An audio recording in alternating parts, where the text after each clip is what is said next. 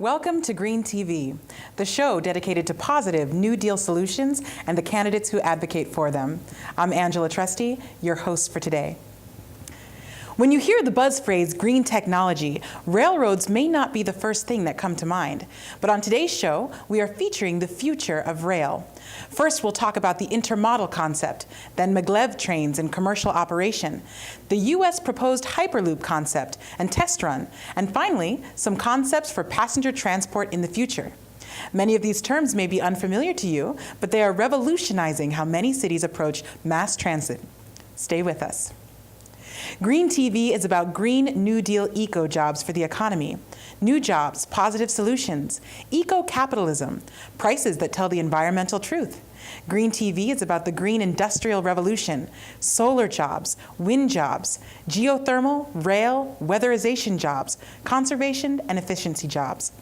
Green TV is about cutting taxpayer subsidies to zero for fossil fuel, big oil, big auto.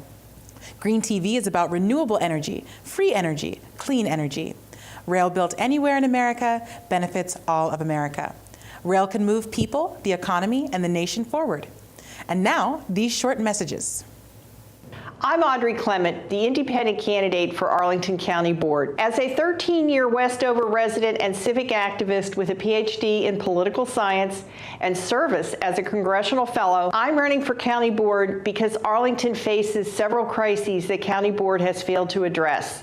Among them, overcrowded schools, loss of green space, and an office vacancy rate double the historic average. If elected, I pledge to emphasize basic services like streets, schools, libraries, and public safety, seek tax relief for residences and businesses, and stop the exodus of federal agencies from Arlington. Promote consolidation of housing programs to improve efficiency. Promote installation of efficient renewable energy in all public schools, and provide a voice on County Board for all taxpayers. If you share my agenda, then spread the word about my candidacy.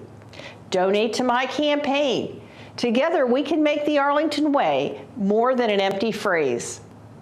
I'm Audrey Clement, and I authorized and paid for this. And now for our new Focus on You segment. In a recent episode, we talked about Green Party growth in Michigan.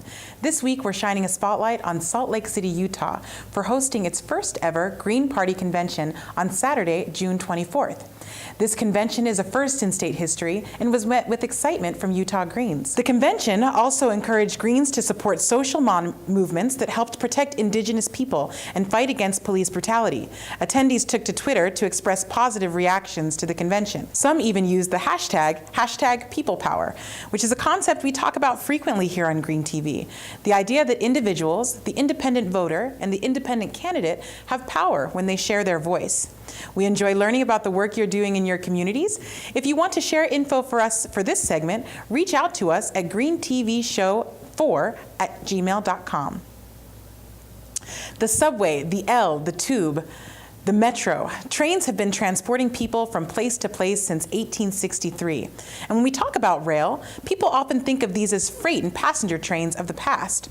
Rail includes freight rail, of course, and as well as passenger rail, but intermodal, that's M-O-D-A-L, intermodal rail is also somewhat a futuristic concept for some folks. Here are some of the benefits of intermodal rail. Hi, I'm Angela with Trinity Logistics, and today I'm going to explain to you how intermodal shipping works and how it can benefit your supply chain. Every year, nearly 25 million containers and trailers are moved using intermodal transportation. Intermodal shipping, the transfer of products using multiple modes, including rail and truckload, is growing faster than any other mode of transportation. So how does it work? Typically, it looks something like this. A truck picks up a container from the port or shipping facility and takes it to the origin ramp where it's then loaded onto a rail car. The container is taken off a train and loaded onto another truck where it's then taken to the final receiver. Sometimes people brush off the idea of shipping their freight intermodal because it's too old-fashioned, too slow, or they don't understand or realize the technical advancements that have taken place in the past few years. With expanded possibilities of shipping intermodal, including refrigerated shipments, multi-drop shipments, and shipping both into and out of Mexico and Canada, This is an opportunity for you and your logistics department to hop on the train to cost and savings reliability. Here are 5 awesome benefits of shipping over the rail. It's cheaper than shipping over the road. Okay, there are some exceptions, but overall our customers have saved tens of thousands of dollars in a short period of time by just moving a few shipments via rail instead of over the road. It provides additional capacity as well. When trucks are hard to come by, the railway might be wide open. Unfortunately, trucking companies are continuing to go out of business due to the economy. Therefore, Intermodal is expanding and continuously adding 53-foot containers to their fleets so they can expand the intermodal operations and move your freight cheaper for you. Shipping Intermodal can also save your freight from sitting on the dock for days, especially when you're waiting for a truck to come, and during the produce season. Trains are also more likely to keep rolling through inclement weather. When you're trying to get from point A to point B, you know that you can rely on Intermodal to get you there without any delays. It's good for the environment as well. Companies who have green initiatives are great candidates for shipping Intermodal. It's equivalent like driving a Prius versus an SUV. An Intermodal train can carry 1 ton of freight over 400 miles with 1 gallon of diesel fuel. And the carbon emissions of a freight train is significantly less than a truck. State-of-the-art technology monitors your shipments every step of the way. With real-time information, today's intermodal companies are keeping track of schedule changes and watching out for their customers' shipments with just as much reliability and ease as tracking a truckload shipment. Right now, you're probably thinking, there has to be a catch, right? There are a few factors you should consider in order to determine if intermodal is a good fit for you. The real economic advantage to shipping over the rail kicks in for shipments traveling around 600 miles or more. There's often a slight delay compared to shipping over the road, meaning what would usually take 3 days to arrive on a truck might take 4 or 5 days to arrive if you ship intermodal. Your shipments must also weigh 42,500 pounds or less. So if you're shipping long-haul freight, you're flexible with your delivery dates, and your freight meets the weight requirement, you should give this opportunity some serious consideration. Here at Trinity Logistics, we are excited to provide you with the best intermodal service possible. Please feel free to contact our team at any time. We can be reached at the number and the email address above, or send us a quote and let's get this rated for you and start moving some freight.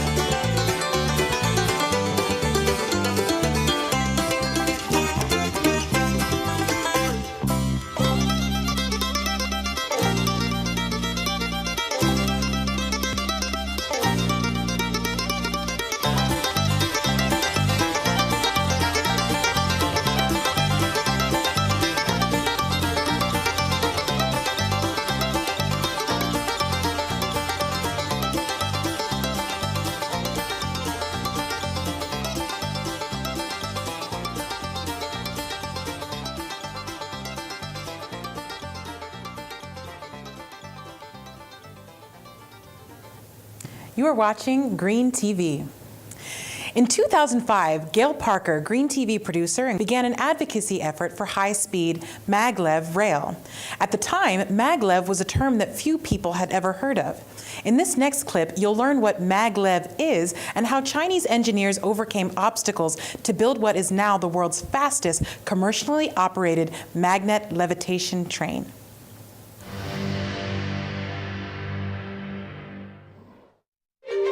China is a country on the rise, and it's aiming for the stratosphere.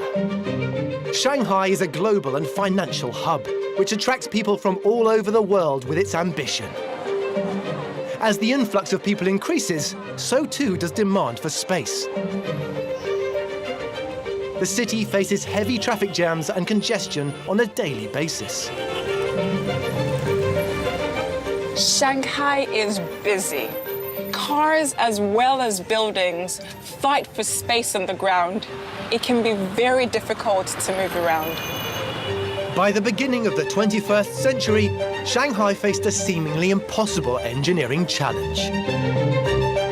An increasingly congested 8-lane highway was Shanghai's only link to the important Pudong International Airport. And traffic was getting worse. To get to the airport by car, it takes 45 minutes to travel just 40 kilometers. You really need something to cut through the city to get to the airport without stopping and without encountering any other vehicles. I, like most people in this city, don't have time to sit in traffic.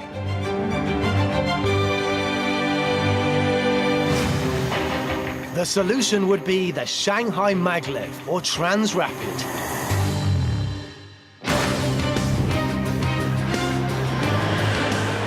A futuristic concept currently unique in the world.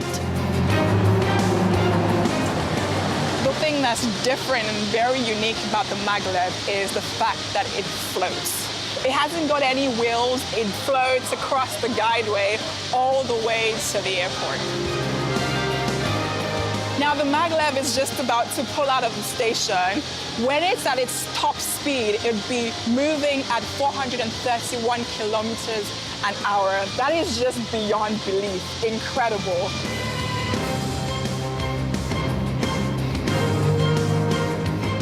In order to create this modern marvel, the designers and engineers of the maglev would have to overcome several apparently impossible challenges.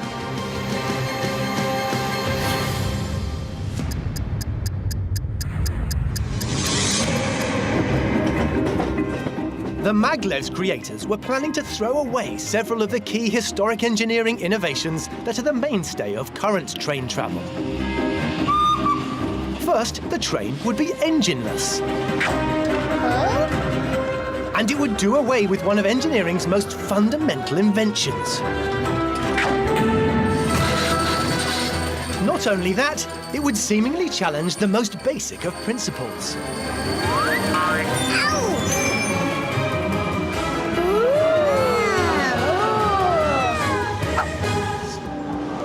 The advantage a system like this has in already built-up urban spaces is it's very easy to install.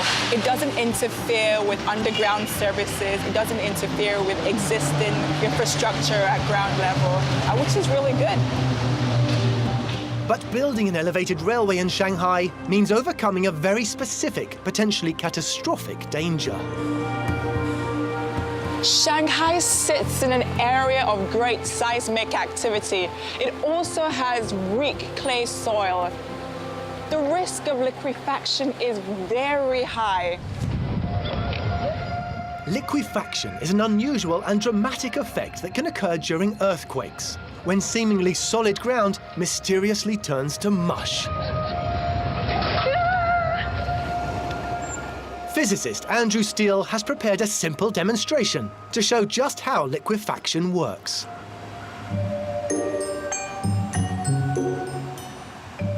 So this water represents the groundwater.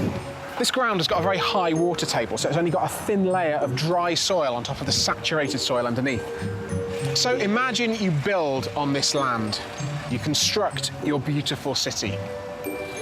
but you've built on sandy soil and you've built on a fault line, so there's the danger of an earthquake. You can see that as you shake it, then the groundwater is forced up into the top layer of the soil, and that changes its state from that of a solid to very much behaving like a liquid. And the buildings are just sinking straight into it. With earthquakes a constant threat in Shanghai, measures would need to be taken to make sure the maglev didn't sink into the soft ground the next time one hit.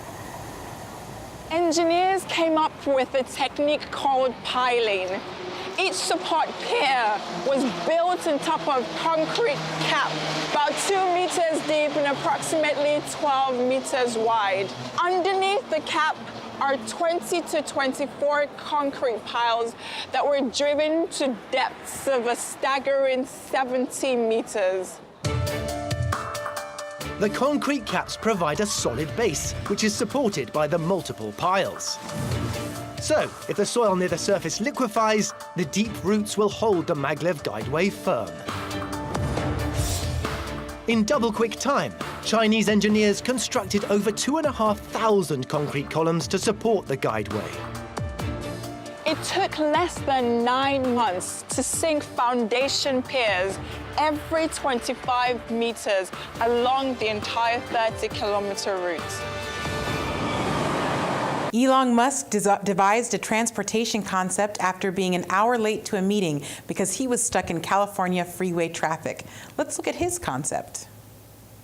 You've heard the saying, time is money, and it is. Perhaps that's why we complain about travel. How can we get there faster? Can this experience be better? We dream about moving comfortably from place to place in the blink of an eye. That's essentially the dream of the Hyperloop. What exactly is the Hyperloop? It's very similar to an airplane on high altitudes. You have a low-pressure environment inside the tube, a capsule that doesn't touch anywhere, hovers, and then because of the low pressure doesn't encounter a lot of resistance. How do you envision the Hyperloop changing the way we live?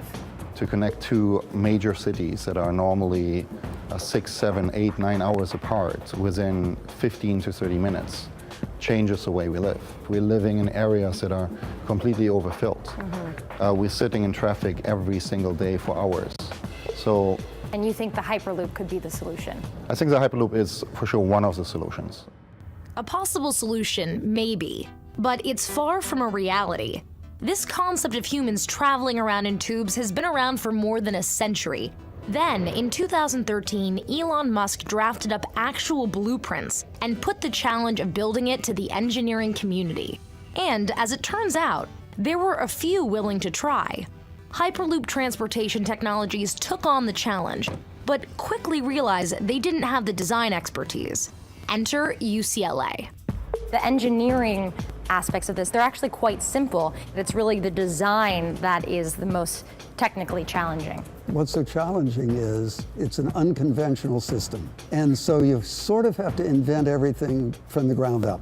The track is an entirely different element. The station is entirely different. The process of boarding is different. So as architects, what we're trying to do is stitch together the technology, the social change, and the human experience. So do we know what it's going to feel like to be traveling at 700 miles an hour in one of these tubes? You'll accelerate. And you'll feel that physically. You'll feel that as a thrust, like a very fast, powerful car, like a Tesla. You will feel almost no sense of motion once you're at speed. You're mainly going to experience getting there and stopping. Each year, this UCLA grad program takes on a big problem and tries to solve it. The Hyperloop's biggest problem? Making tube travel comfortable. So this is kind of like the Hyperloop think tank design center right now. What are these models over here? So we have two sets of models. The first ones here at the back, they were really study models that were investigating. These are more of a finished product that investigate more of the interior situation and also the sitting. So these are all the options of the capsules. What about the stations here? So same thing with the station. This station is probably the most compact station, and it really, the entire activity actually happens almost here. This is more still of a lounge shopping area. This is where you get your magazines, your coffee. but still everything happens on the go. This one looks very complicated here. Yes, it is maybe not as complicated as it is grand. The students were really inspired by Grand Central Station, and this station really is able to hold 6,000 passengers. 6,000 passengers? Within 1 hour. But the idea is not to be at the station for an hour. This is the interesting one because it uses a very different system. You come here on the road system, you're dropped off, and this is in a way your pod. So you need to know with your phone probably It's which... almost like your terminal, which yes, one this you is your terminal. which one you get dropped off Yes. at. You're traveling at speeds of hundreds of miles an hour. How could this possibly be safe?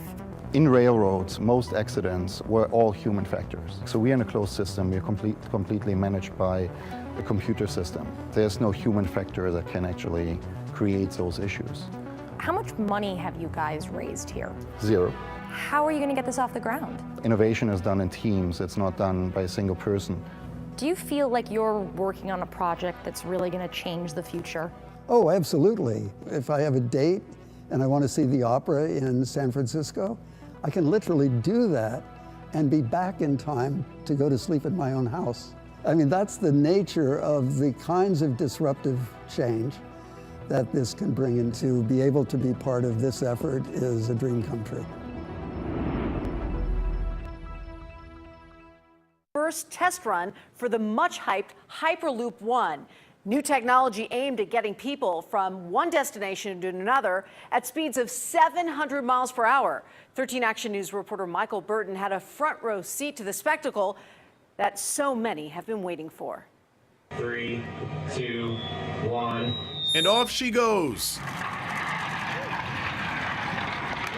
Reaching 115 miles an hour in a matter of seconds. The key is that we've custom engineered this propulsion system, not only to do what you saw today, but to scale to a commercial system. That's right, this is just a test, the first of many. The final Hyperloop system will be able to shoot a vehicle 400 miles per hour in 2 seconds, so fast that it won't even need a track for the full trip. It'll float inside of a tube like this. We'll be levitating. And there'll also be some aerodynamic elements. Imagine a compressor on the front end of it. But the acceleration, that's the component that you saw tested today. At the start of any Hyperloop trip, a vehicle is pushed from its starting location using electromagnetic technology designed uniquely by the company. Today proved that the design works. The Hyperloop is expected to transport passengers up to 760 miles per hour. Just imagine sitting on a train going 700 miles an hour in this tunnel. That's the dream of Hyperloop One. And the massive tubes were on display for everyone to see, only in North Las Vegas. I am so impressed with Mayor Lee and the mayor's office for giving Hyperloop the tools they need to revolutionize transportation. We came in ready to rumble in terms of ready to start work right away. And we weren't sure that we were going to get matched with that kind of effort on the city side, and we were, so it was a real honor. Reporting from Apex Industrial Park, Michael Burton, 13 Action News. And we're the perfect city for this, with all the commuters back and forth to LA and Orange County. Well, coming up... A powerful quote from that first clip. It's amazing what things can happen, or innovation happens when people work together. That was a technology demonstration of what Elon Musk's Hyperloop One could look like. Now let's take a look at what transport could also look like in the future.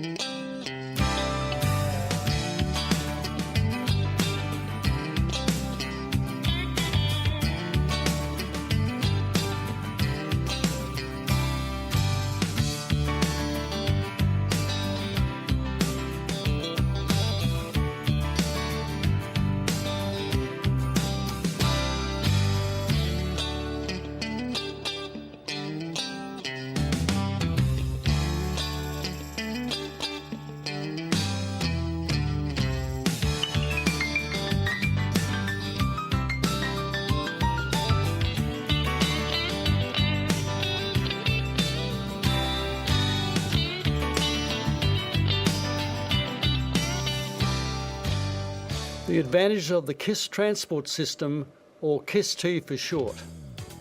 Because of its shape, it is capable of speeds in excess of speeds presently achieved using maglev technology.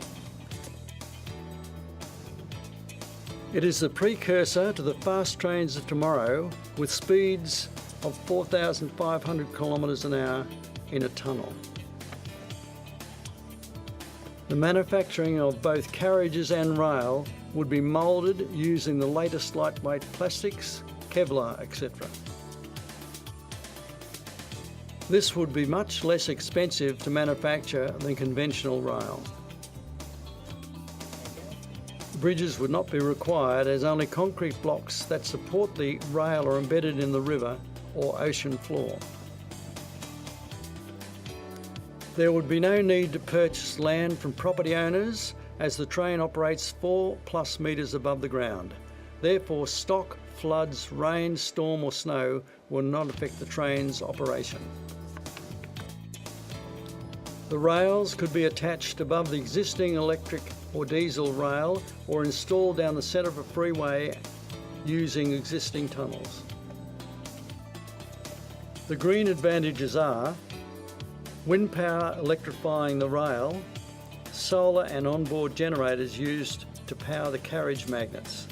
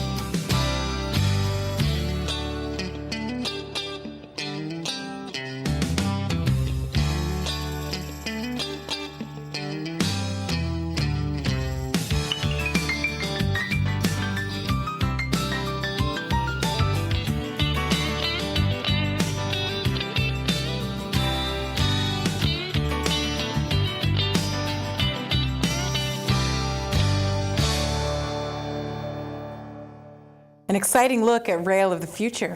That's it for today's Green TV. I'm Angela Trusty. Please join us next time.